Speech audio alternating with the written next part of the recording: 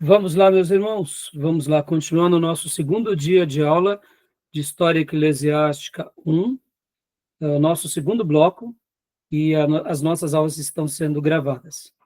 Acabamos de mostrar um pouco aqui a história dos apóstolos, falamos também dos livros chamados apócrifos, e eu acabei não mostrando para vocês, mas eu vou mostrar rapidamente aqui apenas um pouco do material, que é dos evangelhos chamados evangelhos apócrifos. Por exemplo, estou replicando aqui para vocês o Evangelho de Maria Madalena, né? Então, eu estarei compartilhando para vocês, para que vocês possam depois até mesmo estar lendo, estudando e conhecendo um pouco sobre o que diz esses apócrifos, tá bom? Aqui é o Evangelho segundo Tomé, o Dídimo, né? Temos também o Evangelho de Filipe, e temos também o Evangelho de Judas, tá bom? E eu vou estar passando no grupo de WhatsApp para vocês esse material, tá bom, meus irmãos? Então, a gente, como eu disse para vocês, não vai ter tempo de estudar eles, mas uma hora que vocês tiverem curiosidade, quiserem conhecer mais, né? Então, pesquisem mais sobre isso e eu estou passando para vocês esse material, tá? Tá bom? Continuando, então, aqui, nossos assuntos, nós vamos agora dar continuação, e eu quero passar agora um material que é do professor Maurício para vocês, que é sobre a preparação para o Evangelho, ou seja, Deus preparando o mundo para que o mundo fosse preparado para a recepção do Evangelho. Isso também tem a ver com a história, né? Como nós vimos há pouco, no módulo anterior, o quê? Nós tínhamos olhado, inclusive, o índice do material uma história ilustrada do cristianismo, que é a Era dos Mártires. Esse é um dos pontos que o nosso querido irmão Justo Gonzalez trabalha. Deus preparando o mundo para o Evangelho, né? Então, a preparação para o Evangelho. O mundo foi preparado para o Evangelho. Isso tem a ver com a história, isso tem a ver com esse fator também da revelação de Deus para conosco, né? Então, leia para nós, irmã Maísa, por gentileza, né? Os slides do professor Maurício, por gentileza. Pastor, eu vou pedir para outro irmão ler, que eu não vou conseguir ler agora. Tá bom. Eu estou trabalhando. Então, irmão Dil, tenha bondade, leia para nós, por gentileza. Né? Começa aqui, né? Primeiro é esse. Preparação para o Evangelho, professor Maurício Abreu de Carvalho. E agora o primeiro slide. Leia para nós, Dil, por favor.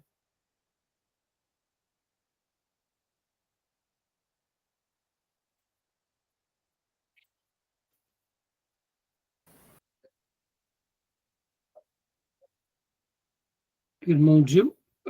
Então, Tomé, leia para nós, por gentileza. Acho que o Dil teve algum problema.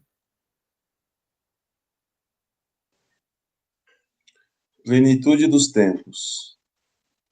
Marcos 1,15 e Gálatas 4,4. Definição: época ou contexto histórico cuja realidade foi favorável ao objetivo da vinda de Cristo ao mundo, que é a anunciação e propagação universal do Evangelho do Reino de Deus.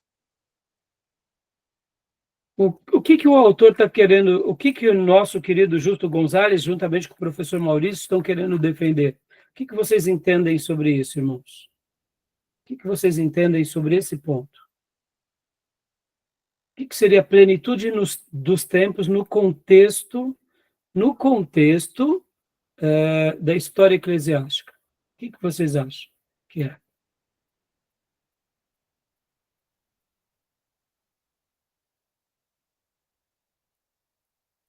O que vocês acham ou deduzem que possa ser? A plenitude dá uma ideia de completo, né? Eu acho que quando Jesus veio, completou a maioria das profecias sobre ele, de fato,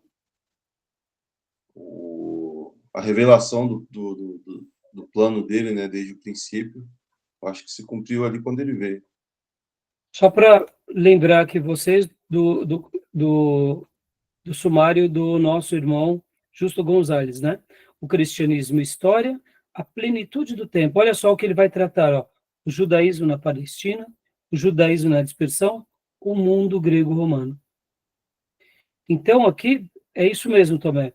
A plenitude dos tempos, na perspectiva histórica, é o momento adequado onde o próprio Deus revela o seu Filho, que é o grande presente dele para nós, porque pensemos o seguinte, irmãos, Jesus ele é a resposta para o ser humano em qualquer época. Ele é o cumprimento da profecia de Deus, ele é aquele que veio nos salvar, veio nos justificar, nos redimir, ele é aquele que cumpre todas as leis de Deus, como ele próprio disse, na cruz está consumado.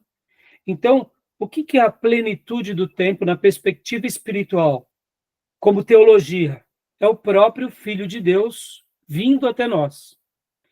Essa é a perspectiva da plenitude dos tempos de uma forma espiritual. Agora, isso que acontece de forma espiritual, teve uma pessoa, que é Jesus, teve um povo, teve uma cronologia, teve uma época, ou seja, em uma história. Então, a gente tem que unir essas duas realidades, a realidade espiritual e a realidade física. E os nossos irmãos historiadores, eles vão pegar esses dois versículos, e vamos ler esses dois versículos, que são muito importantes, que é Gálatas e Marcos, né? Deixa eu voltar lá para eles. Gálatas e Marcos, que eles vão explicar a dimensão espiritual, mas agora os nossos irmãos historiadores, eles estão olhando também como isso se propaga na história, né? Então, quem achou pode ler Marcos 1,15.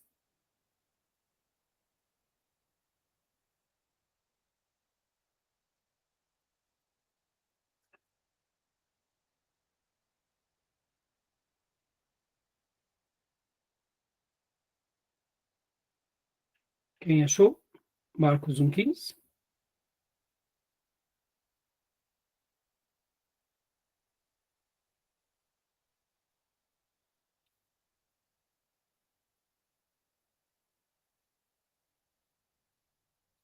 Podem ler, meus irmãos. Vou ler aqui, pastor.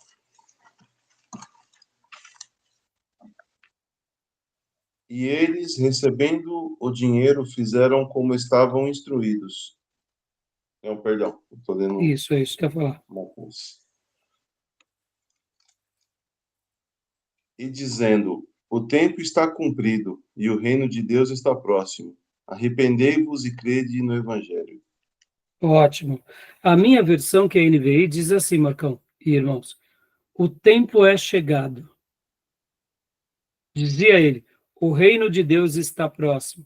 Arrependam-se e creiam nas boas novas. Então, é como se o próprio Jesus e os demais apóstolos proclamassem isso. E Gálatas 4,4. Diz assim Gálatas 4,4. Mas, quando chegou a plenitude do tempo, Deus enviou seu Filho, nascido de mulher, nascido debaixo da lei, a fim de redimir os que estavam sobre a lei, para que recebêssemos a adoção de filhos. Percebam que aqui as palavras de Paulo, em Gálatas 4,4, é mostrando a supremacia de Jesus. No entanto, mostra que esse Jesus nasce de uma mulher, nasce debaixo da lei, para o quê? Para nos redimir, todos que estavam debaixo da lei, e todos, no caso, que crescem nele, se tornem filhos. No entanto, essa mesma palavra, plenitude dos tempos, porque quando a gente lê plenitude dos tempos, nós, geralmente, aqui fica até uma lição para vocês, quando muitos teólogos falam sobre plenitude dos tempos, eles olham apenas no contexto histórico. E no relógio de Deus, esse foi o melhor momento para Jesus nascer.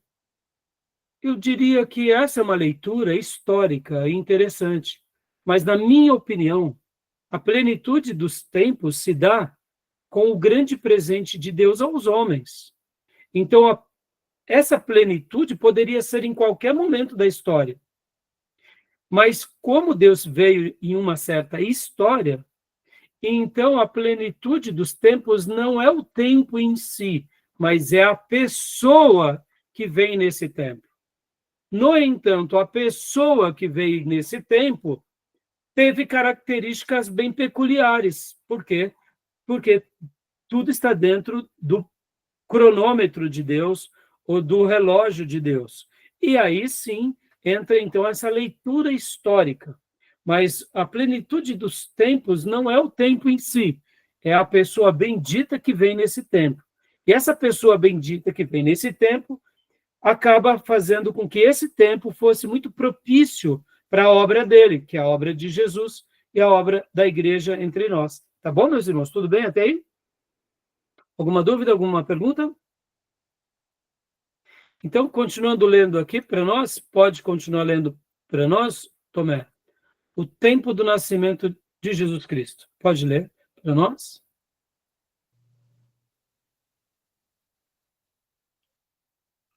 Por favor, Tomé. Assim, Jesus Cristo nasceu dentro do mundo.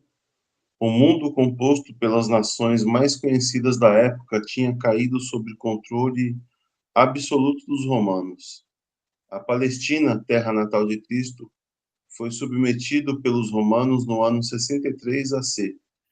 O vasto território que reunia nações da Ásia, África e Europa caíra nas mãos de um mesmo domínio político, jurídico e econômico, o Império Romano. Lembra que há pouco eu mencionava com vocês que hoje as pessoas elas não valorizam a história, mas a história tem uma relação totalmente política, econômica, jurídica, né? É claro que hoje nós vivemos, né, no século XXI, mas percebam que em cada período da história tem a sua peculiaridade, e quando a gente se atém à importância que é a história, a gente começa a observar esses vários acontecimentos, né? E, ó, no ano 63 a.C., como nós aprendemos lá em introdução ao Antigo Testamento e introdução ao Novo Testamento, quando a gente falou um pouco do Império Grego, logo depois falamos do Império Romano. Vocês vão recordar um pouco daquelas aulas quando o próprio povo da Palestina teve aqueles momentos de enfrentamentos entre os Seleucidas e os Ptolomeus, e que depois os próprios judeus foram pedir ajuda aos romanos, e de repente o helenismo cai por terra. Um pouco antes teve a revolta, chamada Revolta dos Macabeus, lembram disso? Quem fez essas aulas vão recordar. Quem ainda não fez, no futuro, quando vocês tiverem introdução ao Novo Testamento e ao Velho Testamento, vocês vão aprender. Então, durante o ano de 63 a.C., a Palestina ela é subjugada pelo Império Romano. E não só a Palestina, mas como vemos aqui, a Ásia, a África e parte da Europa. E essa influência romana, então, ela vai ser muito marcante nos dias de Jesus. Tá bom? Tudo bem até aí? Alguma pergunta? Algum acréscimo? Agora, nesse slide, irmãos, vocês já ouviram falar sobre o calendário gregoriano?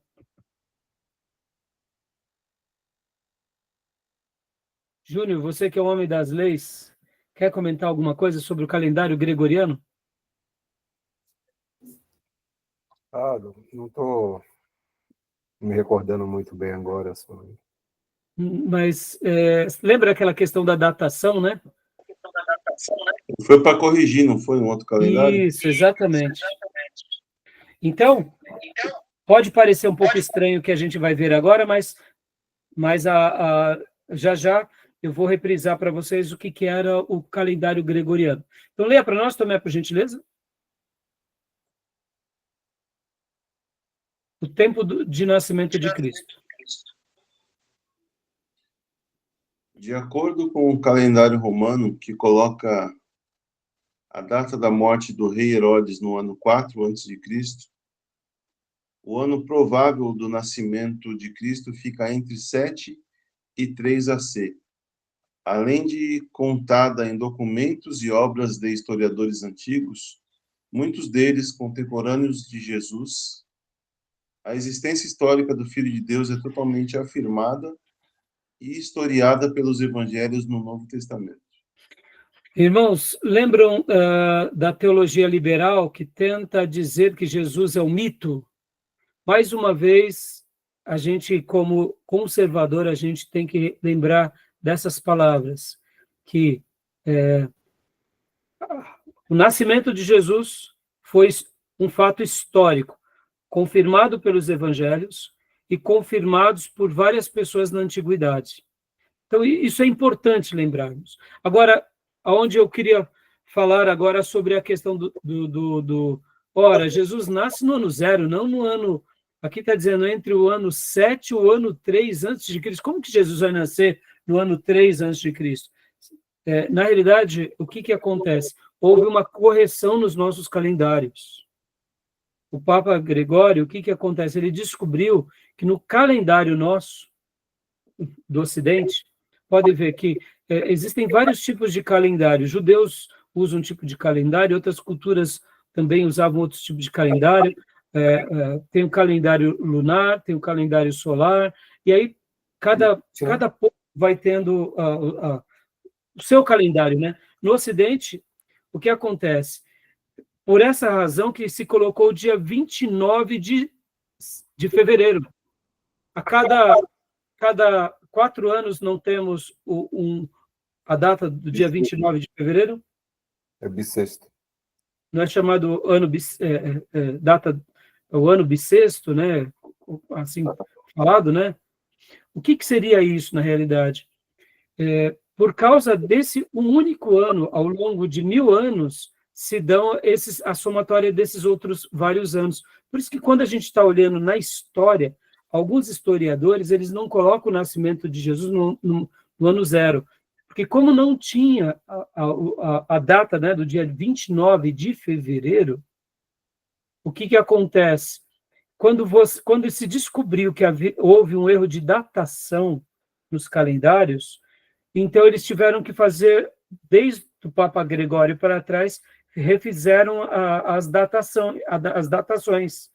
E por essa razão deu essa pseudo-alteração. Então, por isso que muitas vezes a gente está lendo na história, e aí Jesus não morre no ano 33, Jesus morre no ano 27. Opa, mas peraí, como que Jesus morre no ano 27? Ou melhor, no ano 30? Ele não começa o ministério no ano 30, ele não começa o ministério no ano 30 e não morre no ano 33? E agora, por que estão falando que ele começa o ministério no ano 27 e não e morre no ano 30? São essas questões, tá bom?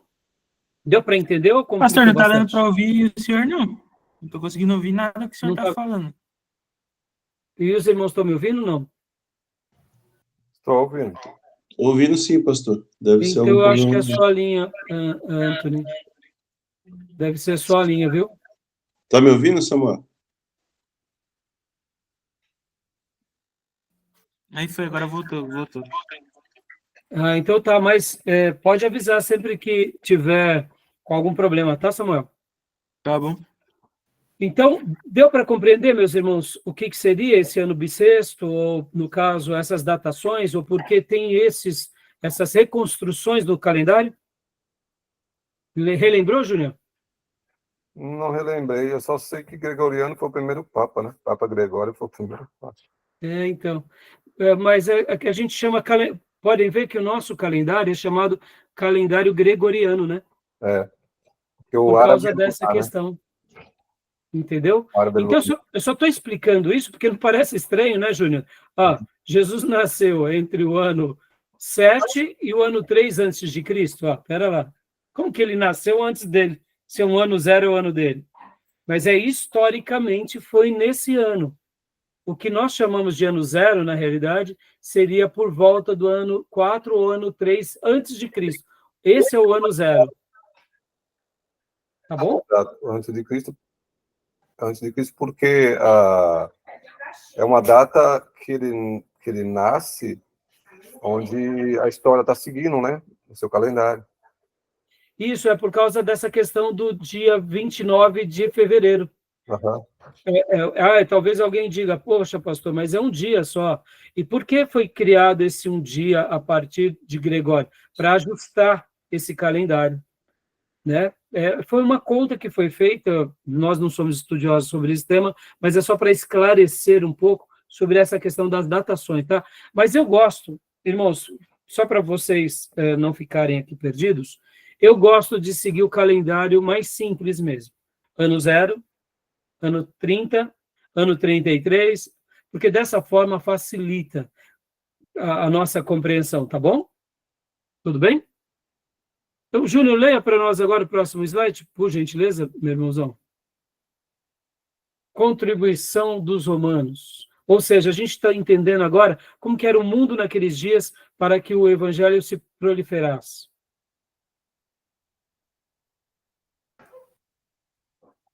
Tá. Contribuição dos romanos. A paz romana, pax romana. A ordem e as estradas. O governo romano se preocupou em estabelecer paz e ordem social em todas as nações sob seu domínio. Planejou e construiu um excelente sistema viário, caminhos e rota de navegação na terra, mar e rios, que interligava as várias regiões e nações. Além disso, concedeu cidadania a todos os cidadãos livres em todo o império e estendeu a obrigação do serviço militar a todos os cidadãos do sexo masculino. Então, meus irmãos, um dos episódios muito importantes para a propagação do evangelho foi que, de uma forma ou de outra, Deus preparou o mundo, até mesmo usando os governantes, para que, quando o evangelho fosse proclamado, eles tivessem esses acessos, esses caminhos. E, querendo ou não, de uma forma ou de outra, os próprios romanos fizeram parte desse projeto de Deus, no que se diz respeito à estrutura e até mesmo à proteção dos viajantes.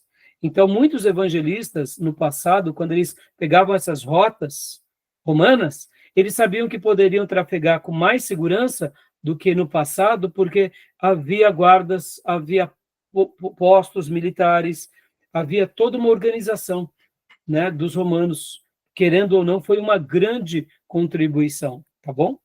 Outra contribuição foi a contribuição dos gregos. Pode ler para nós também, Júnior, por favor? Na verdade, o calendário gregoriano não foi o nascimento de Jesus como referência, porque ano 1, nascimento de Cristo, e antes de Cristo, um ano antes de Cristo. Sim, sim. Seria o calendário propriamente puro e simples, né? A divisão. Só que depois, quando se foi notar que havia esse erro com relação ao 29 de fevereiro, notaram que quando essa datação não estava totalmente precisa, Júnior. Foi aí onde entra essa soma de 3 a 4 anos a mais. Então, quando se olha para trás, então é comum que a gente tenha alguns historiadores, uns vão considerar literalmente o ano 0, e alguns outros vão considerar essa alteração. E essa questão da datação ela é um pouco complicada, porque a gente tem que lembrar que na antiguidade, quando se falava sobre que dia era, como que eles faziam as suas datações? Eles faziam as datações com base no seu país, não no país do outro. Então, hoje é o primeiro dia do rei tal, ou é o quinto mês do ano segundo do rei tal. Então, podem ver que nas cronologias antigas, as datações eram baseadas nisso. Quando aquele país ou aquela nação se tornava incluída num império, aí as datações e os cronistas registravam dessa forma. É o ano tal do rei tal, e agora debaixo do imperador tal, que está no ano tal do seu governo. Pode ver que o Velho Testamento tem essas datações, né? Quando é a tribo do norte, quando é a tribo do sul, né? Então, só foi uma questão de acréscimo, né? Tá bom? Pode ler para nós, Júnior, por favor? Contribuição dos gregos. A cultura grega é o segundo fator que mais contribuiu para a unidade do mundo romano. Por isso, costuma-se designar a civilização dessa época de greco-romana. Ela foi espalhada por toda a parte, na verdade, imposta sistematicamente entre os anos 338 e 146 a.C., pelas conquistas de Alexandre o Grande. Desta cultura dos gregos, o mundo da época herdou a língua grega e a filosofia, prática de refletir sobre a realidade do mundo e sobre as questões fundamentais da vida humana. Outra grande contribuição também, tá bom, meus irmãos? Então, assim, só estamos utilizando esse material para mostrar que tudo isso faz parte da história, que tudo isso foi fatores determinantes. Quando a gente pensa, né, mundo grego, romano, não, isso tudo teve uma influência e até hoje a gente tem influência. A nossa cultura ocidental, ela é totalmente baseada nesse viés grego-romano. Continua para nós, Júnior, por favor. A língua. Do leste a oeste do Império Romano falava-se a língua grega, uma versão mais popular, vulgar, decorrente da mistura do grego com as línguas nativas. Se tornou comum entre as populações. E o chamado grego koiné, falado também na Palestina e na grande maioria das regiões ao redor do mar Mediterrâneo. Todo o Novo Testamento foi escrito nessa língua e poderia ser lido em qualquer parte. E os apóstolos e os primeiros missionários pregaram em qualquer canto daquele mundo falando a língua grega. Eu poderia dizer aqui, meus irmãos, quando a gente muitas vezes assiste um filme do Evangelho de Jesus, dos apóstolos, nós imaginamos que eles falavam aramaico, mas não, meus irmãos, era comum que eles falassem grego no seu dia a dia. É claro que nas sinagogas eles liam em hebraico e eles também falavam aramaico, mas a língua hebraica era uma língua mais voltada à fé. O dia a dia deles era o quê? O grego, propriamente o grego, porque era assim que vamos dizer assim, o mundo antigo já tinha sido formado, né? Pode ver que há pouco, quando nós pegamos aqui esse slide anterior, aqui, do ano 338 até o 146, sistematicamente o mundo daqueles dias, que estava debaixo do Império Grego, foi literalmente dominado pela cultura helênica. Logo, não foi diferente também com os palestinos, ou seja, com os moradores ali de Canaã naqueles dias. E mesmo que os romanos os conquistassem, os romanos falavam com eles de que forma? Falavam com eles em grego. Por exemplo, irmãos, era muito comum naqueles dias, olha só que interessante,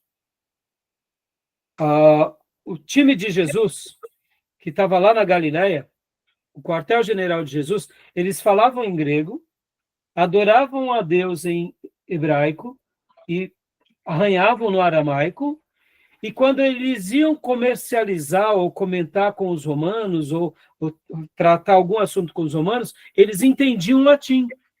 Então, percebam que quando a gente vai falar aqui e vai pensar um pouco, os judeus daqueles dias, pelo menos, tinham quase 4 idiomas, que era muito comum e que convivia com todos eles, principalmente o grego, depois o hebraico, o aramaico e o latim. E podem ver que o Novo Testamento ele está totalmente em grego, por quê? Porque era a língua de domínio. Possivelmente, o único evangelho que foi escrito em hebraico foi o evangelho de Mateus. Mesmo assim, nós não sabemos se, quando ele foi escrito, originalmente ele foi escrito em hebraico ou em grego.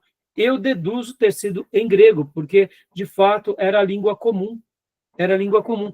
Inclusive, entre os judeus, existia a versão dos 70, que era a versão da Septuaginta. Então, não era nenhuma novidade também se ler a Torá pela Septuaginta. Ou seja, se ler a Torá pelo grego. Não era nenhuma novidade. Tá bom, meus irmãos? Então, agora aqui, pode ler para nós. Gil, leia para nós, por favor. Alguma pergunta, meus irmãos? Estamos tratando desses assuntos, como eu mencionei, meus irmãos, porque aqui é o pano de fundo. É importante a gente entender o contexto histórico. Gil, leia para nós, Gil, por gentileza. Sim, claro. Antes da sua leitura, Gil, alguma dúvida, alguma pergunta, meus irmãos, queiram fazer? Algum comentário? Então, podem ler, Gil, por gentileza, já que os irmãos não têm. Leio sim. Contribuição dos judeus. A. A sinagoga e a diáspora. A sinagoga e a diáspora. Com a invasão e a derrota pelos persas dos dois reinos que compunham Israel no século VI a.C., teve início um processo de dispersão do povo judeu pelo mundo, que dura até hoje. É a chamada diáspora ou dispersão desde então, em todas as cidades importantes do mundo antigo. Existia uma colônia de judeus. E aonde existiam judeus, haviam também uma ou várias sinagogas, onde os mestres e os escribas ensinavam as escrituras, a Torá, entre parênteses, e promoviam as cerimônias do culto judaico. Nós já aprendemos sobre isso, nenhuma novidade, né, meus irmãos? Ou seja, as sinagogas foram os primeiros lugares como projeto de Deus para o grande projeto chamado igreja, tá bom? Então, continua para nós, irmão Gil. Sim. B. A esperança do Messias. É importante também perceber que a transplantação dos judeus para outras partes do mundo levou à decadência do culto javista, denunciada e combatida nos escritos dos profetas menores. Graças ao ministério desses profetas, foi retomada um departamento espiritual baseado na esperança da vinda do Messias, restaurador, um reino político vencedor que castigaria os gentios e exaltaria os judeus. Fecha parênteses. E na fidelidade e na obediência da vontade de Deus. Ou seja, os judeus sempre aguardaram em qualquer canto do mundo, começando pelo templo, o Messias. E quando realmente ele veio, essa foi a grande mensagem dos apóstolos, proclamando aonde quer que tivesse uma sinagoga. Outra contribuição? Pode ler para nós, Gil, por gentileza? C. O Antigo Testamento. A Bíblia dos judeus é o Velho Testamento. No mundo romano, já se utilizava também a versão grega dela, chamada Septuaginta, traduzida na primeira metade do século I a.C. A contagem de trás para frente, por um grupo de 70 eruditos judeus que trabalhavam na biblioteca pública da cidade de Alexandria, no Egito, onde também existia a maior e mais importante comunidade judaica da dispersão. Foi essa tradução utilizada no ministério dos apóstolos. Ou seja, os apóstolos, podem ver, pastor Maurício está dizendo aqui que, já afirmando aquilo que eu disse há pouco, já que o mundo se falava grego, então eles citavam a Septuaginta. Agora, irmãos, essa comunidade judaica, lá em Alexandria, quando vocês forem fazer a aula de hermenêutica, a gente vai estudar bastante um judeu chamado Filo. Então, vai ser muito interessante as contribuições de Filo na história do povo judeu e na maneira em que ele, inclusive, começa a fazer aqui uma hermenêutica do Velho Testamento. Vai ter uma contribuição muito grande. Os judeus alexandrinos, por incrível que pareça, eles tiveram uma contribuição muito grande com relação à preservação do texto sagrado no contexto de um mundo helênico. Você tem que lembrar que esses dias eles tinham uma tensão muito grande. Qual era a tensão? Muitos levitas e sacerdotes estavam abandonando a sua função, dando mais valores ao quê? As práticas do esporte, de uma vida secular, e estavam apenas seguindo a sua religião de forma nominal. Então, é bem curioso que é mais ou menos nesse contexto que surge, inclusive, lá na Palestina, a revolta dos Macabeus. Mas os judeus lá de Alexandria, eles fazem um caminho contrário de preservação, de zelo, ou seja, Alexandria, nesses dias, vocês têm que lembrar que Alexandria era um grande polo acadêmico, uma grande cidade vamos dizer assim, da cultura grega, lá no Egito, aonde eles tinham de tudo para se perder, principalmente os judeus, se enveredando para o helenismo, e os judeus de Alexandria, eles se tornaram muito conservadores, inclusive Filo. Vocês vão aprender bastante comigo lá na frente quando forem fazer hermenêutica, tá bom? Mais contribuições aqui dos judeus, então? Já lemos, né? Isso. E agora, isso. A teologia judaica. Pode ler? Diu para nós? Leio sim. D. A teologia judaica. Em Alexandria surgiu também a primeira escola teológica judaica, que tentou combinar os ensinos das escrituras com a filosofia grega, prática também utilizada por alguns apóstolos, como João e Paulo, e, como veremos, por alguns pais da igreja primitiva. Para a compreensão do evangelho e sua aceitação entre as pessoas esclarecidas do Império Romano, este trabalho preliminar dos teólogos judeus em Alexandria, como Filon, acabou representando uma contribuição fundamental. Foi o que eu acabei de dizer há pouco. Inclusive, é em Alexandria, entre os judeus, que surge, inclusive, a alegorização, que depois, inclusive, nos pais da igreja, já no cristianismo, vão usar também um método de interpretação que é da alegorização, que seria uma maneira de tentar explicar de forma mais didática. Eu sei que o catolicismo distorceu essa ideia, mas o princípio alexandrino entre os judeus e o princípio alexandrino da alegorização entre os pais da igreja, na minha opinião, era simplesmente muito bom. Claro, nós somos da escola não de Alexandria, mas de Antioquia, mas, assim, a gente olha a escola da alegorização com muito preconceito. E quando nós estivermos estudando hermenêutica, eu vou explicar isso com muitos outros detalhes para vocês, tá bom? Joia. Continuando aqui, para a gente encerrar, outras contribuições também, mesmo que, num primeiro momento, pareça que não, mas, de uma certa medida, também houve uma certa contribuição. O professor Maurício coloca aqui, as seitas judaicas. Pode ler para nós, Gil, por gentileza? Sim. Seitas judaicas. Fariseus insistiram na pureza baseada na absoluta observância da lei mosaica. Elaborando leis para a vida diária, tornou-se a mais popular.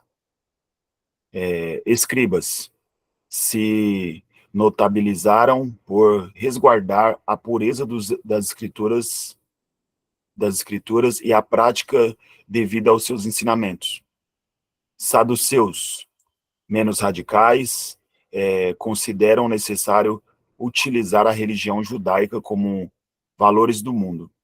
Adeptos da filosofia e da cultura grega, né?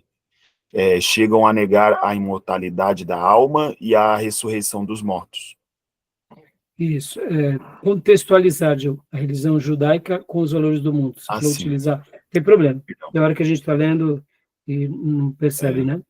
Mas percebam, então, de uma forma ou de outra, meus irmãos, querendo ou não, mesmo que eles fossem heréticos ou legalistas, acabavam sendo tensões para que os apóstolos também se preparassem para o enfrentamento no sentido do esclarecimento, né? Então, esse pano de fundo fez com que houvessem certas contribuições para a pregação do evangelho, tá bom?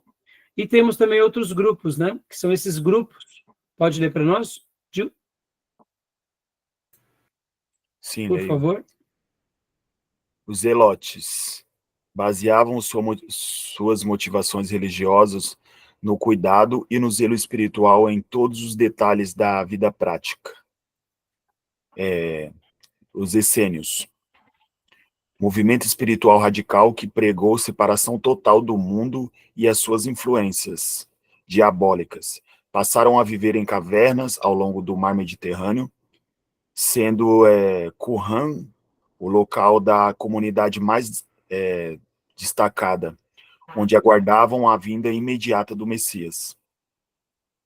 Sicários, paramilitares que combatiam com táticas de guerrilha a presença dos opressores políticos na Palestina.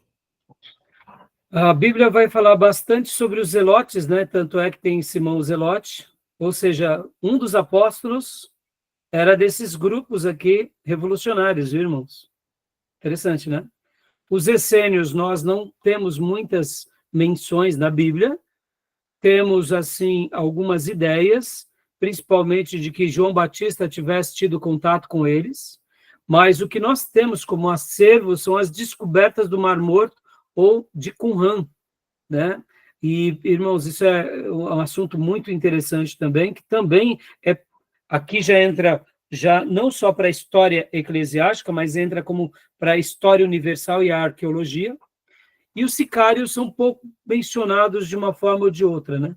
Tá bom, meus irmãos? A gente leu esse material simplesmente para mostrar, aqui voltando para o início desse slide, que o mundo passou por uma preparação para que o evangelho chegasse. E na perspectiva do Novo Testamento, esse momento histórico foi a plenitude dos tempos, onde a grande plenitude dos tempos, na minha leitura, é o Filho de Deus entre nós, e por essa razão a história vai criando formas. Não que a história fosse maior do que o Filho, mas o Filho, ele é a razão de ter sido o grande mensageiro nessa história, e por essa razão ele veio, e aquele momento se torna favorável para a proclamação do Evangelho. Por isso que a gente entende tudo isso, que há as contribuições do Império Romano, do Império Grego, a própria contribuição dos judeus com relação à esperança messiânica, as sinagogas que já existiam, a questão também da tradição judaica, do que tinha acontecido na Alexandria, o que estava acontecendo com relação às seitas judaicas e até mesmo os grupos revolucionários. Tá bom, meus irmãos? Tudo bem até aí? Alguma pergunta, algum acréscimo? Júnior, quer fazer alguma menção? Você que gosta bastante de história? Não, acho que essa plenitude dos tempos, né? Que foi o momento crucial, né? O momento que Deus preparou dentro da história, o momento propício, né? Sim. Para que o Senhor nascesse, né? Ali e começasse o ministério, né? Isso aí. Maravilha, meu irmãozão. Então, pode falar. Uma pergunta meio atrasada que você comentou Pois não. sobre os pergaminhos, né, que foram encontrados Um Qumran. em Qumran, né? E eu lembro que uma vez eu estava lendo sobre uma Bíblia que é de origem etíope. E nesse artigo que eu estava lendo, falava que a Bíblia etíope ela é considerada uma das mais antigas. Você sabe me dizer alguma coisa? Então, lembra que na última aula que nós falamos sobre aquela matéria que nós não temos na nossa grade, que é a crítica pessoal? Ah, sim. Então, ali é trabalhado um pouco mais sobre essas questões. Entendi. O que acontece é que, assim, está dando uma microfonia, Tomé. Isso. O que acontece é assim, Tomé, dentro dessa questão, por exemplo, dos melhores manuscritos, como a gente chama também, manuscritologia, né? É uma área muito interessante e muito profunda. Vai ter aqueles que são os melhores manuscritos e os que não são tão bons, vamos dizer assim. Não é porque eles não são bons, é porque eles acabam sendo descobertos muito tempo depois. Quando você for fazer a matéria de introdução ao Novo Testamento, Tomé, nós falamos bastante, nós iremos falar bastante, o Júnior talvez vai se lembrar, o Dio também, nós falamos bastante sobre os códices. O que seriam os códices, Tomé? Os códices na antiguidade eram isso. Pensa assim, vamos imaginar aqui hipoteticamente, tá? hipoteticamente, só para clarear essa ideia. Nós estamos no século III depois de Cristo. Estamos vivendo uma experiência lá em Alexandria. Então, eu sou o pastor de vocês, nós somos, no caso, egípcios, mas egípcios convertidos. Pertencemos à igreja cristã e nós temos o que? Os nossos papiros, os nossos pergaminhos. Então, esses pergaminhos ficavam com quem, principalmente? Ficava com o pastor. Então, geralmente, o que se fazia? Pegava todos esses papiros e pergaminhos, lembra que antigamente eram rolos? Rolos. O que ao longo dos séculos foi feito? Foi feita uma certa evolução. Ao invés de ter rolos, eles agora eram colocados um do lado do outro, e eram colocados uma capa e viravam um livro. Isso era um códice. Entendeu, Tomé? Então, você concorda que é muito mais fácil você ter no caso, né, um códice, que seria um livro de papiro ou de pergaminho, do que ter rolos, né? Então, o que acontece? Nós, hipoteticamente, tá? Então, vamos supor que o Júnior está na igreja de Cesareia, e o Júnior também é um pastor lá, e pede para nós mandarmos, né, a nossa Bíblia para eles lá, porque a deles está velhinha. A gente tem duas. Então, a gente encaminha uma para lá, ou pede com que alguém fizesse uma cópia e encaminhasse para o Júnior lá em Cesareia. Passam-se os séculos, os historiadores e arqueólogos, quando eles acham esses pergaminhos, eles vão fazer a prova do carbono 14. E é em cima disso que eles vão falar, esses daqui são os melhores manuscritos, porque são mais antigos do que outros, e aí é onde tem essas discussões, entendeu? Por isso que dentro dessa matéria, é uma matéria muito difícil, por sinal, que seria uma matéria que fala sobre esses assuntos, e aí vai ter as discussões, quais são os códices, ou quais são os livros que são melhores, os textos receptos, e aí, entendeu? Então, assim, os irmãos historiadores que gostam dessa área, que são prolixos nessa área, que entendem muito, eles vão dizer quais são os melhores manuscritos, quais não são. Por exemplo, porque em algumas Bíblias você tem colchetes, e aí embaixo está assim, não se encontra esse versículo nos melhores manuscritos. Já viram isso, irmãos? É porque em algumas Bíblias, aquela porção não está naqueles códigos mais antigos, só vai estar em outros, mais recentes. Quando eu falo mais recente, Tomé, eu não estou falando aqui 1800, tá? Eu estou falando assim mais recente do ano 1000, do ano 500, entendeu? Então, essa é uma história, esse é um assunto muito interessante, mas só para antecipar aqui para você, para dar uma certa tranquilidade. Historicamente e arqueologicamente, nós, cristãos, temos um acervo absurdo de documentos do Novo Testamento. É uma coisa tão absurda como nenhum outro povo, nenhuma outra história, na história da humanidade. Só para você ter uma ideia. A quantidade que temos de manuscritos, de pergaminhos, de códices, é muito absurda. Se a gente for, por exemplo, pegar aqui e formos vasculhar na história, por exemplo, a quantidade de materiais arqueológicos de Platão, Sócrates e Aristóteles, a gente não enche essa sala, entendeu? E quando se trata da Bíblia, a gente enche lugares e mais lugares. Então, assim, quando se há essa discussão, é por causa disso. Então, a sua pergunta, não sei se eu respondi, ou se eu divaguei muito, mas deu para dar uma esclarecida? Eu entendi sim, pastor. Entendi Tá sim. bom? Tá bom. Mais ou menos isso, tá? A matéria é crítica textual. Esse assunto é um assunto de crítica textual. E é muito interessante, viu, irmãos? É muito interessante, tá? Tudo bem, meus irmãos? Tudo jóia até aqui? Quer falar alguma coisa, Júnior? Irmãos, alguma pergunta, alguma fala? Vou só acrescentar aí a questão que tinha falado sobre o Pentecostés. Eu acredito que também tem um dado a adicionar, né? Porque as contribuições foram muitas, o tempo era propício, tinha todos os ingredientes, né?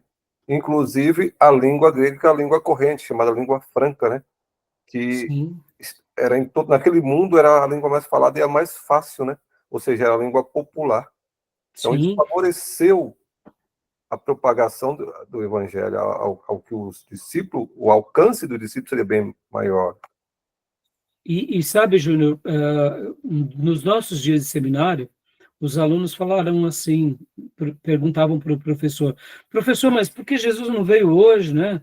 Com televisão, né? Estava surgindo a internet nos dias que eu estava fazendo seminário, e ali eles falaram uma coisa muito interessante. Eles falaram assim, irmãos, o calendário de Deus, ele tem um momento certo para cada acontecimento. Como você falou com muita propriedade, Júnior, a língua grega, e principalmente o grego koiné, que era o grego comum ou vulgar, por causa de ser comum, acabou sendo um documento histórico que se preserva por todos os séculos, né? Então, o que aconteceu naquele contexto romano, grego-romano, por meio da língua, por meio da história, querendo ou não, também foi uma matéria-prima de preservação. Hoje, por exemplo, e principalmente, né, depois de tantas mudanças na história, porque, como na aula passada, lembra que quando eu até fiz uma citação, eu quis tentar achar aqui no livro de Ética Cristã, aquela citação de Tracímaco, eu procurei, não achei, mas eu até publiquei no nosso grupo de WhatsApp, que nós estávamos falando que a história geralmente ela é contada pela história do vencedor. Mas nesse episódio aqui, é como se Deus permitisse que fosse contada a história em loco, como Deus sonhou. É claro que a história do vencedor foi contada, mas sempre foi assim, desde o Império Egípcio, pode ver, o faraó que dominava sobre os outros faraó, reescrevia sua história sobre os outros. E quem vencia de faraó ia fazendo isso. A história da humanidade é assim. Mas nesse momento da história, a gente vê que realmente Deus permitiu com que acontecesse tudo isso para que houvesse essa permanência. As línguas mortas, chamadas línguas hebraicas e línguas gregas, elas são mortas porque não se falam mais aquela língua, mas é um acervo histórico. Ou seja, nós podemos saber como Deus se revelou na história. Nós podemos aprender a palavra a partir do texto como Deus se comunicou, porque ficou perpetuado na história. E essa língua chamada morta, quando estudada, a gente compreende ela plenamente. Por quê? Porque podemos fazer a ponte precisa do que se corresponde hoje para nós. Então, é isso que você acabou de dizer.